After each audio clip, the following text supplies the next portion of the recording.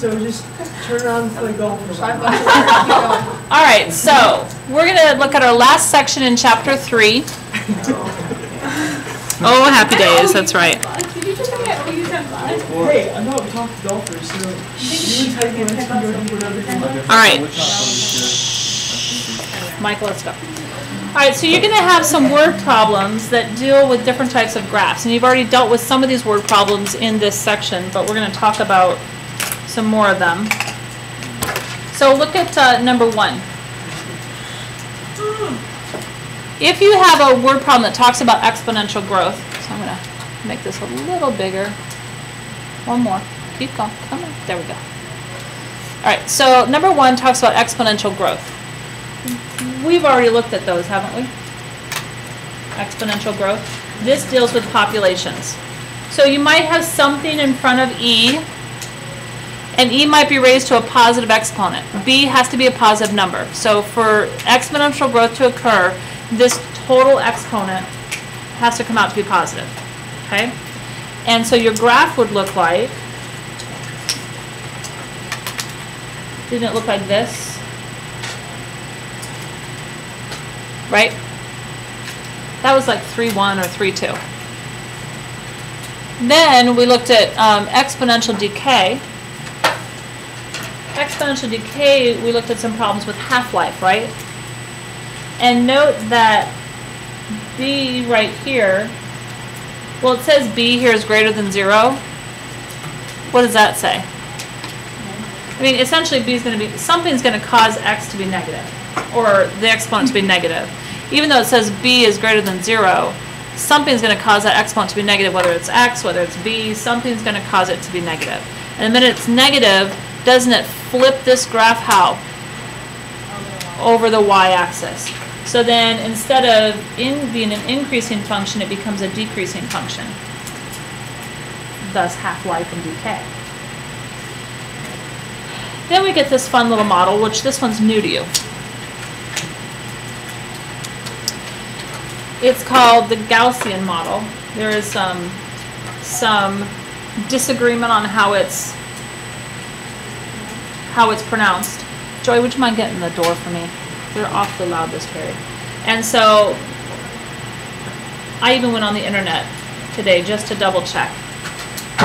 It's still in contention. We're going to go with Gaussian. So there's your pronunciation, in case you're wondering. Some call it Gaussian, or yeah. Then I listened to a pronunciation that actually had somebody was saying it verbally. They had I don't know, whatever on there. It wasn't a YouTube or anything, but they actually pronounced it, and it was an Asian man who doesn't speak English pronouncing it. And I'm like, that didn't help me at all. So we're going with that one. It sounded like shh, and that's all I got out of it. So it does look like, it's very similar to a normal bell curve. Doesn't a normal bell curve go like this? I mean, it truly is a bell curve, but it flares out on both ends.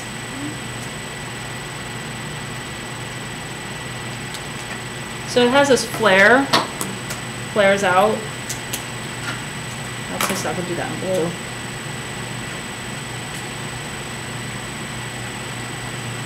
And it flares out here. And all you're going to have to do is identify these on your test. If I give you some graphs, you have to identify, is that exponential growth, exponential decay, is it Gaussian, is it logistic growth, is it natural logarithmic, or is it common logarithmic? Yeah. You'll definitely have the visual. I'm not going to make you look at the equation and tell me. I'm more concerned about the visual. We'll get to the equations later. Ask me that again tomorrow and I'll tell you for sure. But I'm not real big into memorizing equations, you know that, right? All right, so look at how the difference, what's the difference between these two? What's happened now? Something's being subtracted from x and squared, right? So x is now squared. Doesn't that make it look like a parabola? Sort of. And then we're dividing that whole entire exponent by c, which causes that flaring. But remember your normal bell curve? By the way, you never really want a course to be graded on the bell curve. Well, perhaps you do. Some bell, Bell curves can bring your grade up or it can pull your grade down. You want a smart kid in your class, though. That's right, you don't have to worry about it. So if you're always trying to set the bell curve, no need to worry. But I made the mistake, never again, of going, oh, I'll be satisfied with a B. Well, I had a 85% and it was a straight C.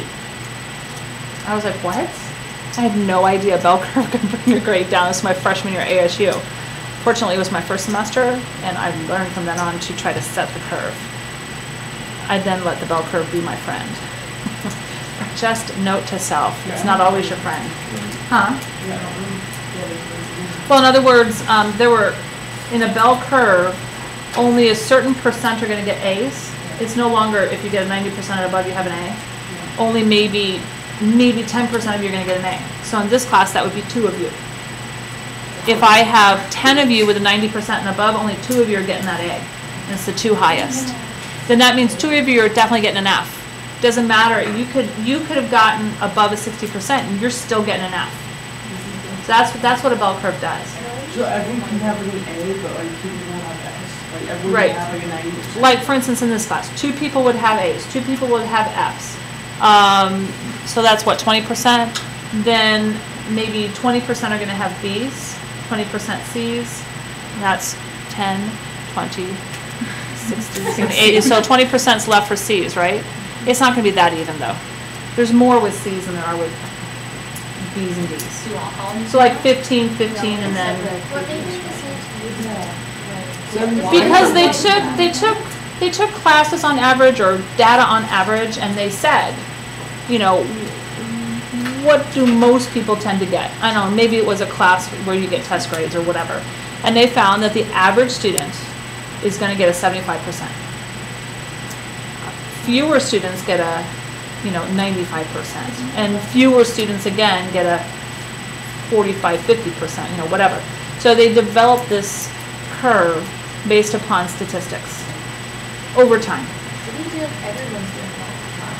You still only 10 would get an A, 10 would get an F. So you could still have a class where everybody got 90% and above, but if you apply that curve, you're still going to have equal number of Fs and A's, equal number of B's and D's, and then a mass aggregate of C's But will like be you left still over. pass the class though. No, No? no, no.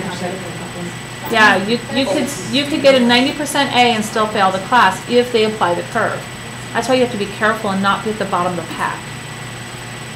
And it seems unfair, doesn't it? And I had a hard time walking into my blind professor with a seeing eye dog and saying you've made a mistake. And then he told me, nope, darling, you made a mistake. 85% is a straight middle C. That wasn't even a high C, it was a middle C. No. I didn't notice Well, that was not making fun of it. I was saying, how does he it has grade teacher's assistants that would grade in the university. But anyway, so watch that. It's not always fair. It was psychology. You won't do bell curve. Huh? Oh, no, I won't do a bell Do high school curve. teachers do bell curves? No, because there would be, Because everyone has to do well. Failing forever. yeah, then you'd I know, have, that's pretty much me and math. yeah. All right, so then number 4, number 4 looks totally different from anything you've seen already, right? And this is what it looks like. Where'd my red pen go? I lost it. In all of that conversation, there it is. It looks like this. Yeah. So your logistic growth model, it has rapid initial growth, then it levels off. An example might be a spread of a virus. Right? At some point, everybody's going to get it, or people who aren't going to get it aren't going to get it. But there's, you've heard of the swine flu, right? That was real popular a year or two ago. And so there was a whole ton of people getting it right away, right? And then once people were exposed to it, didn't they quit getting it? And so you had fewer and fewer newer people getting the swine flu. Then we have our natural logarithmic. So let's look at the difference between 5 and 6. So intensity of earthquakes might be something that we'd use with a natural log. Yeah, remember your natural log has this point of 1, 0. And it has a much nicer curve than your regular common log. Common log goes through that same point, but it has more of a L shape. Don't make it an exact 90-degree angle, but this is definitely shallow. It's more shallow. And it's more like an L.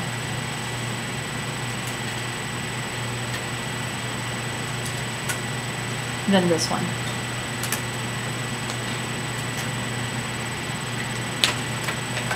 So if I gave you, and I will, give you one of each of those 6 graphs, you need to identify what name associates with it. And remember, you won't have any notes for this. So study this whole front page. It's just a study thing. So when they're like measuring like the intensity of like the earthquakes, so we can have graphs though. It should look like that. Might be an instance where you would use the common log, yes. Wait, would you Or natural log. Natural log or common log? Because like, how are you gonna? You'll see two. I won't give you one versus the other. You'll be able to compare the two. Okay. The one that's more shallow is your common log. The one that's steeper, more curve-like, is your. Which you won't give it to us like right next to each other? Or? I mean, I could mess these up however I want to, but you could look at these. These are the only two that look that way, right? And so you could compare the two and go, okay, that one's much more shallow. It's got to be the common log, whereas that's your natural log. Visibly like. It'll be visibly different. I won't try to be tricky. Okay, any questions on that front? So let's do a word problem and then we'll apply. So there's lots of room at the bottom because you need to write a lot of stuff. Okay. So I've given you year in population, or this is what they would have given you, from 1982 to 2000, and that's the world population. And this population, obviously there's not 5,445 people. What do you think this population is in? Try more. Billions. Does it say millions? Oh, shocking. Huh. Okay. Oh, that is millions. No, you're right. You know, I'm curious. I'm going to have to look at this because this says 6.5 billion, right? I wonder if that's supposed to be a million. Well, no, because 5,000 meters. Yeah, if it says 5,445, that's 5,445,000,000. No, I know that.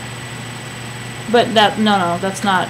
If they're saying that that's in millions, that's 5 million. Well, maybe, okay, that is what they're saying. It's really billions, isn't it? If this is 5,445,000. No, but if Say that again. Go ahead and say that again. If they said it was in billions, that would be 5,445,000,000,000. Right. Because So- that would be, if it were just 445 millions, right, then that would be millions. I totally agree with what you're saying. So it's million. So what if okay, go back to something that's more reasonable to you.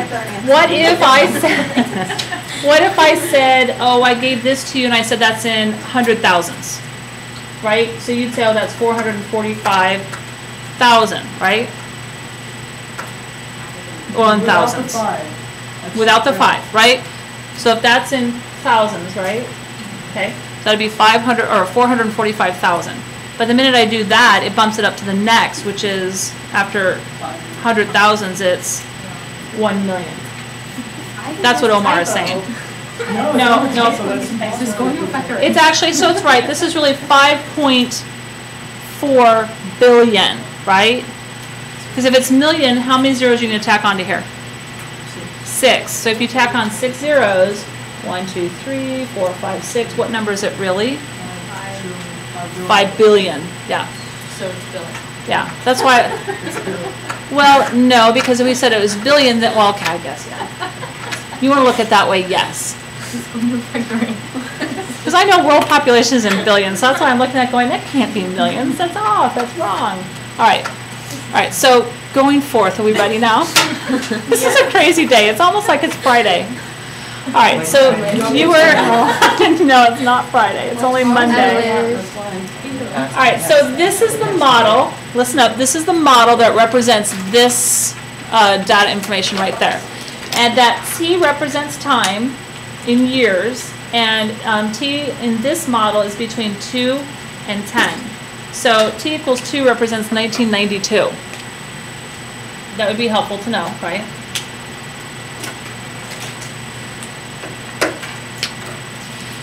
So you're to compare the values given by the model with estimates given by the U.S. Bureau of Consensus. So this is the model, okay? Or this is the estimates of the world population, and this is our model. Are they different? So what do they do here? Yeah, so this is the actual estimates, right? We're going to apply the model now down here. This is what they actually, if they did a census, these are the numbers they actually got. We're going to apply our model and see how close they are. But I'm not going to do this all by hand. So you ready? First, this is what I want you to do. Write yourself a note. You are going to run through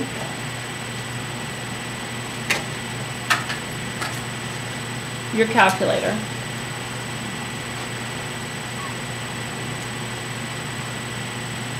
Using P equals 5303 E. Now some of you might have to use I'd use a times there if I were you. E to the, I can't even read that small, 0.013838, and it's T, right? Where T is X and P is Y. How did I know T is X and P is Y? I shouldn't have to tell you that. How do I know that? Which one's independent of the other? Isn't time always independent of anything? Can you ever affect or change time? You cannot slow it down, you cannot speed it up. What is affected, population is affected over time, isn't it? Right? Right now, as time increases or gets later in time, our population increases through various things. All right, so you're going to put into your calculator, into the y equals. So if there's anything in there, clear it out. So I had stuff in there. 5303 times, find your e, which again is above your division symbol on the second function key. And then raise it. Some of you with the older calculators, remember you have to use parentheses for your exponent because it uses a caret. Mine doesn't need the parentheses.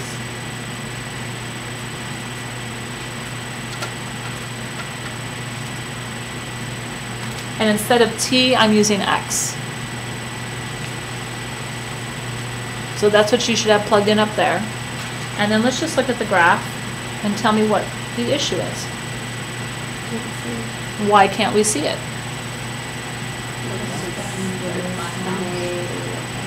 Yeah, so let me just go into your graph for a minute. So go to second table, I'm sorry, go into your table, and just put in time of 0.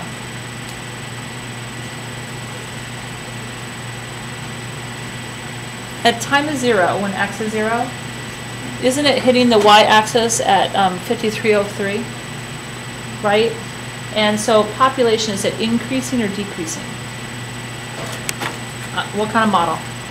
Over here, what kind of model? Which one of these 6? Yeah, exponential growth. So we're expecting this to happen. So right here, that point right there, that's 5303 for us. So what do you think we should adjust our window to be? First of all, is y restricted? Let's go down to our y minimum. What's the minimum value y could be?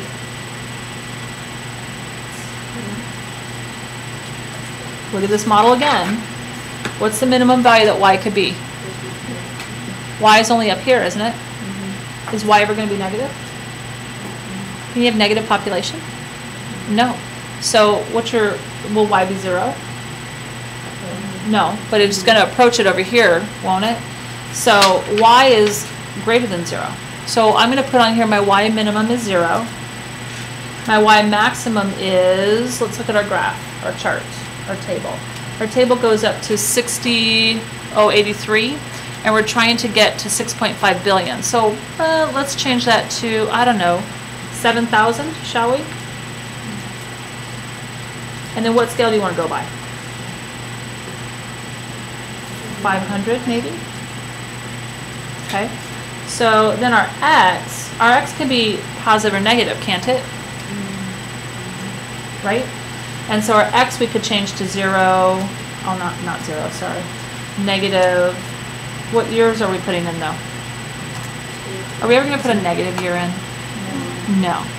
Could we put year 0 in? Yes. So I am going to go ahead and do a minimum of 0 because realistically on this model, we're not going to have a negative time. So then what's our highest time that we're going to put in? 10. But we're going to go to higher than that. So let's go ahead and put, I don't know, 15 in. And then we'll go by ones. Now let's look at our graph.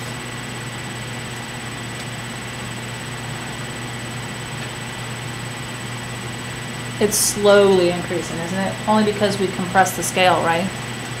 If we went by ones, you'd see that sharp curve going up. All right, so having that, here's my window. My x is going by ones, right? So that's really stretched out. But my y's are going by 500. So we could change the y's down to 100 and see what it does. Look at your graph now. Did that help it or hurt it? It looks about the same, doesn't it? Yeah. What is your y at? Let me see here. Omar is saying that this is what his looks like. So a couple things I'm going to look at. Okay, so let's look at the y equals. So in his y equals, here's the problem. You've got the older calculator, you need parentheses right here. Because all it is doing is raising it to that. It's not raising it times x. So put parentheses here, 0.013838 times x, end parentheses. Now let's see if that changes his graph. And there it goes. Does that make sense? On the older calculators, they don't know. If it's showing the caret like this, they don't know what you're raising to the exponent if you don't put the whole exponent in parentheses. Okay? Anybody else have issues with that? All right. So now we're good to go because it's important because we want to make sure that yours looks like this too. Are we good? All right. So now we're going to run it through the model. So go back to your table. So here's my table. So we start at 2. Isn't this time 2? So I'm going to replace each one of these here. This is x is 2 because this is my x. This is 3, 4, 5, 6, 7, 8, 9, and 10, right? So let's run that through our model and see what we get. So I've got 2. And if I were you, I would go ahead and round to the nearest whole number. So 54, 52, right? How close did we get to the actual population? How far off are we? 7 million. Very good, right? So do you think that's a large number to be off or a small number? You think it's large, right? But not when we're dealing with billions, okay? This is nothing. This is like less than 1%. It's nothing. I know it's hard to comprehend. I was an accountant. I was a CPA, and we had a client, Ford Motor Company, and when we would go in to audit their books, if they had a change or if collectively all of their changes added up to $1 million, then they would make the change. But if it was less than $1 million, it was not significant to their books. Wouldn't you like to have that $1 million that they don't consider significant? I would. I was first line going, please, I'll take it. But, I mean, really, if they had an $800,000 adjustment, like perhaps they're showing too much of an asset of $800,000, you're thinking, boy, they're really cheating on their, on their books. No, for them it was an insignificant difference. So when we're dealing with millions and billions, that's nothing. So don't worry about that. All right, so go through and run the rest through.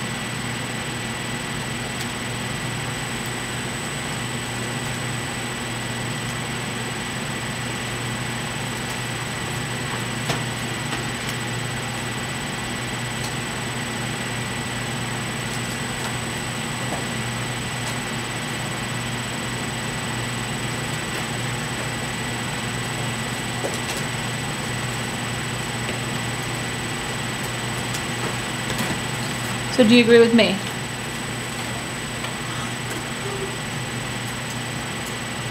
Yes, no? Y'all okay with that? Did you find those values? Okay. If you found those values, you've got it plugged into y equals correctly. So then, here's what you're going to do. So step 1, we plug this into y equals.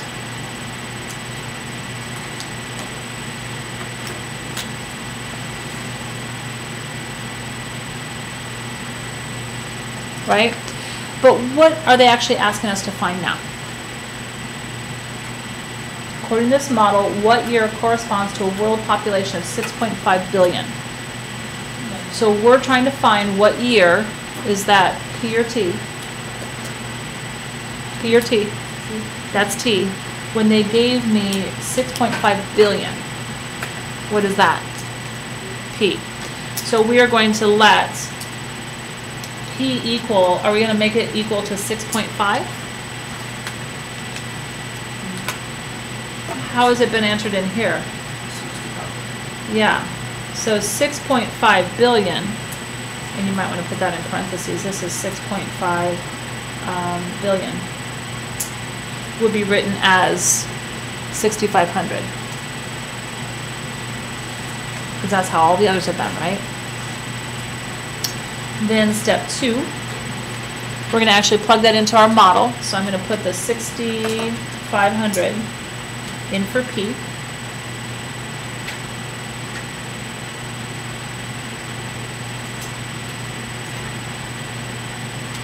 Now, you cannot plug into your table, you can't plug 6,500 into your table and get your X, right? Which is our T. You could go on your graph and try to trace it until you get a Y value of 6,500, but you're approximating it. We can actually come up with the exact answer. So we have to solve for T. How are we going to go about doing that? What's the next step? Yep. Well, no. By what'd you say? 5,300? Yeah. So we're going to divide this side by 5,303 because that's the coefficient in front of E, and this side by 5,303. And I'm not going to actually do that division yet because I want that full, it's a nice little decimal. I want that full decimal as part of my answer. So then I actually have, I'm going to flip this around, I'll use the symmetric property, e to the 0.013838t equals 6,500 over 5,303. Now ignore the ugly numbers. How are you going to get t out of the exponent? What are you going to do? Right, we can use logs, right? If I take the natural log, and it has to be a natural log, if I take the natural log of this side, I really have a base of e, right? And take the natural log of this side, these natural logs cancel out. What are you left with? 0.013838t equals the natural log of, and then this is in parentheses, 6,500 divided by 5,303. Now how do you solve for t? Yeah, so step 5, we're going to divide both sides by this lovely decimal. And this whole thing, so the log gets divided, the whole thing.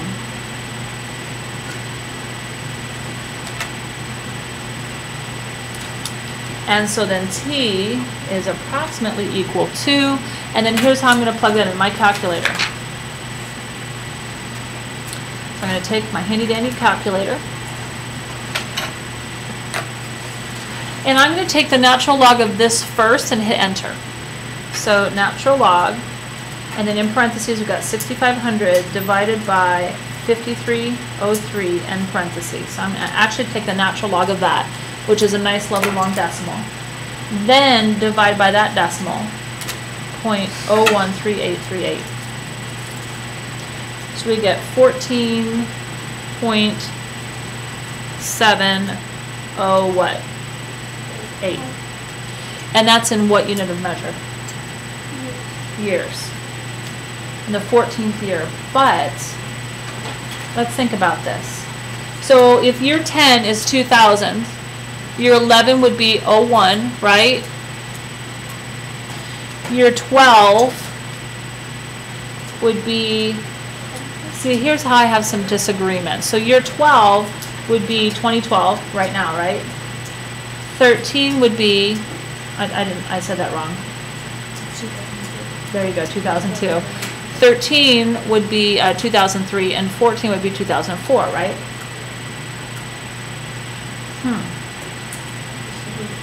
So let's do me a favor. I want you to go back into your table, and I want you to put in 14. What do you get? Did it occur in year 14? Put in 15. What do you get? I'm going to put it, I'm going to go ahead and put 14 up here and 15 down here. That way you can see the difference. And what year did it actually occur in? Somewhere between the 14th and 15th year, right? At the end of the 14th year, would you have reached a population of 6.5 billion? At the end of the 14th year?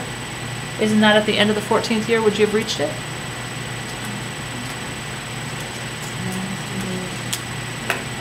It really occurs in the 15th year, doesn't it? Somewhere in there. So technically, your answer should be in 2005, the world will have a population of 6.5 billion.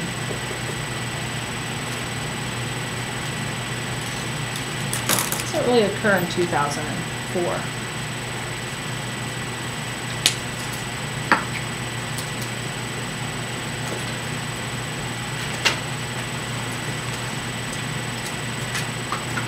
Wasn't that fun?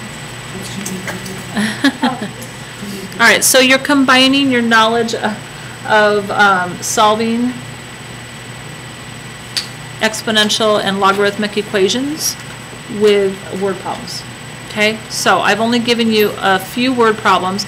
1 through 14 is mostly identifying the graphs, whereas 35 and 36 are your word problems.